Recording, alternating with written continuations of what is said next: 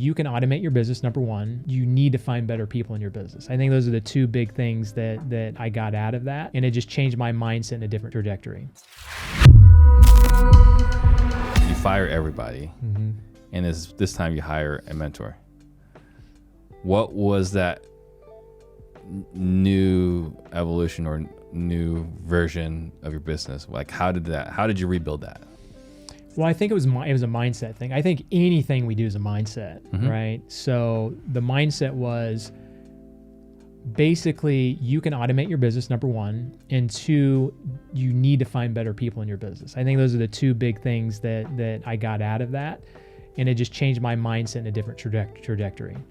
So the first thing I did, the first big move I made after doing that is I called my sister, who ran an operation as she was an operations manager or something like that for a company. And she ran all their ordering. She ran all their salespeople. She was basically the hub of everything. And so I called her and I said, do you want to come work for me? And so we had lunch and I told her my goals. I said, here's what I want to do. You recruited your sister over lunch. What's that? You recruited your sister over lunch. All right. Totally. And I told her what I wanted to do. And I said, would you be on board if I offered you the position? She said, absolutely. And I was going to pay her the highest salary, which wasn't that much really at the time. I was going to pay her the highest of anybody I've ever paid before, right? Because I was used to hiring people at $10, $12, maybe $15 an hour. So to jump up to where I was, what I paid her was well worth it. And now she makes like 3 times the amount of money. But she runs my operation in Wichita. I mean, she can manage, right now she's managing, I think it's 15 flip projects right now by herself.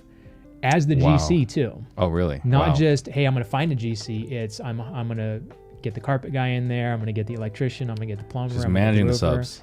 She's managing all the labor. Subs, yes. And we just now hired her an assistant to help her with that. Wow. Yeah. Okay. So you hire your sister. Yeah. So just level up your game. Just leveled up my game with the people that I started hiring. So start hiring better people. Totally. Okay. So after you hire your sister, then what did you do after that?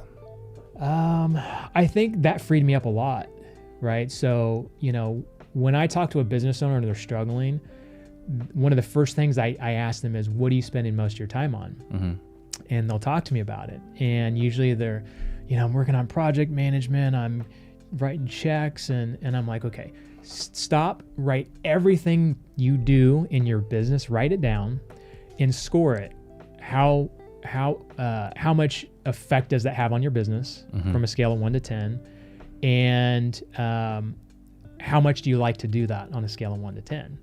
The things that are closer to 10, actually, I'm sorry, I do 1, 2, and 3. So things that are 3 on your list that are the things that you want to do the most and that bring the most to your business, keep those tight to you for now.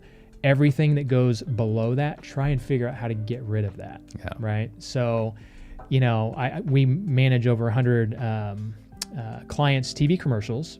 And so I talk to them a lot and a lot of their struggles, and I get to see it.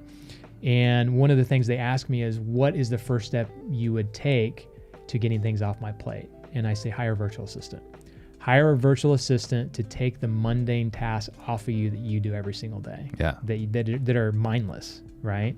When someone signs up for TV, we send them calendar invites and we have this whole checklist we do. I'm not doing that. My sales guy's not doing that. I've got a VA on the back end that does that. Right. And it's very easy. It's automated. Even if she messes it up, it's not a big deal, right? Yeah. It's a low risk task. Absolutely. It's low thinking, low cost, low effect. Yeah. I mean, it needs to be done because they need to be invited and stuff like that. But if it doesn't happen, it's not going to be crucial to business. Yeah. Right? You're not getting fired. You're not losing tens of thousands of dollars. Absolutely. Yeah. So like sales, project management, things like that are pretty important.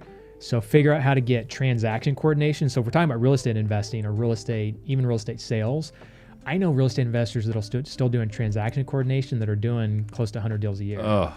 And I'm like, do you want to die early? Like, seriously. I mean, those are just checklist items. You give them to somebody. If a closing doesn't happen, could the seller back out? Of course, it could be a big deal, but, have them do 90% of it, come in and check their work, and, you're going to free up your time substantially. Yeah. So I think I think there's 2 different issues at play, right? I mean, one is the ability to give up control. And then the other one is the willingness to hire the right caliber people. So, and you had that mindset shift of hiring the right caliber people. Eventually, yeah. So then the other one is the willingness to give up control. And did you have that issue at all? I did at the beginning. So how did you overcome that? So with my sister, I didn't, because she was the right person. literally the first day when I sat down with her, I said, let's create a spreadsheet. And she started doing it exactly the way that I would, Mm-hmm. you know, the way she underlined things and capitalized them and organized them. I'm like, oh my God, like, you know, it was basically me doing the work, right? So that right there gave me the ability to give up a lot of things to her. And again, a lot of them were low level. They were transaction coordination, collecting rents, sending out 3-day notices, stuff like that. But now there are some pretty big things that I delegate out. That if you would have told me 10 years ago I was delegating out, I'd be like, there's no way. Right. There's no way. I think it just comes with confidence. So like when I moved from Wichita, Kansas to San Diego, that was huge because that was my baby for 15 years, 14, 15 years. So to give that up and trust my team to run that without me there putting my eyes on it was really hard. So I think it was like 2, 3, 4 weeks later, I made a trip back just to check on things. And then a month later, I'd make a trip back. I'm like, and then eventually it just expanded where I was like, why am I even going back anymore? So during COVID, I've been back to Wichita, I think once, maybe twice in the last 2 years. Yeah. It's because I have a team that I know is going to get stuff done. And you know what? I love managing things from afar because I don't get into the little details. Right. Because there's a little detail here and there that you'll catch that like, man, we need to change that. But all the other little things you're looking at just clog your brain up to where now I can focus on higher level activities and not have to be in the mundane, everyday aspect of it. And those got a minute meetings, right? Hey, Tony, you got a minute? Yeah. It's like they can't do that anymore. Right. I can shut my phone off. I can, you know what I'm saying? It's you just can it's totally so much disconnect. easier to manage it from afar.